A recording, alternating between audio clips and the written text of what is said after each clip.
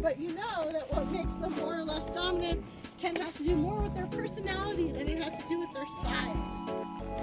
That pack structure is also very fluid. So sometimes we've had wolves that acted a little more dominant. Over time, they can become less dominant. Other wolves that were more quiet become more confident. So this is a fluid thing that changes within the wolf pack. So the idea of the alpha wolf's a little misleading. I know also you've heard the term like the lone wolf. And people say like, I'm a lone wolf. And they think that makes them like a tough guy or something. But when I hear someone say they're a lone wolf, I'm like, I'm so sorry for you. Because a lone wolf has a hard life. They don't have their pack to help them. They're not going to be able to hunt those nice animals. They're going to have to eat whatever they can find. So the life of a lone wolf is sad and lonely and very hungry. So until they find a mate and are able to make a pack together, where they'll be much happier, they'll have a much better chance of survival.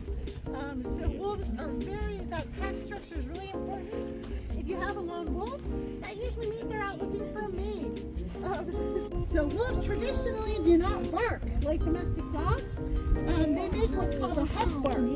So it's similar, but it's more like a huff than it is a bark. They also whimper, and they make all kinds of other sounds. They will snarl with each other. They are communicating, expressing how they feel with the other members of the pack. So when the wolves howl, they often do that at sunset. That is, I think, why people have the idea that they howl at the moon. They actually are not howling at the moon. They're howling because it's sunset, but that is often when the moon comes up. So that's probably why people thought it. We actually have a full moon tonight. So when the wolves come out and howl, people, they're howling at the moon. It's actually just because it's sunset. They're more active at sunrise and sunset, because that's when the prey is most active. That's when the prey is most likely to be out for them to get some food to eat.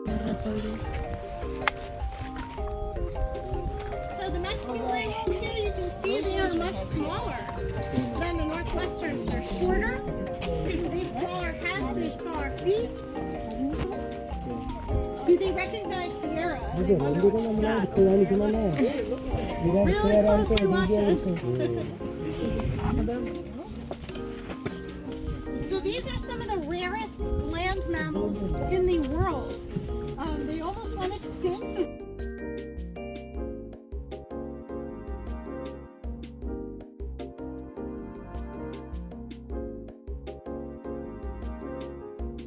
Against the fence. They're leaving their scent there. They're marking their territory. They want everyone to know that that is their territory on that side of the fence. Another way that they scent mark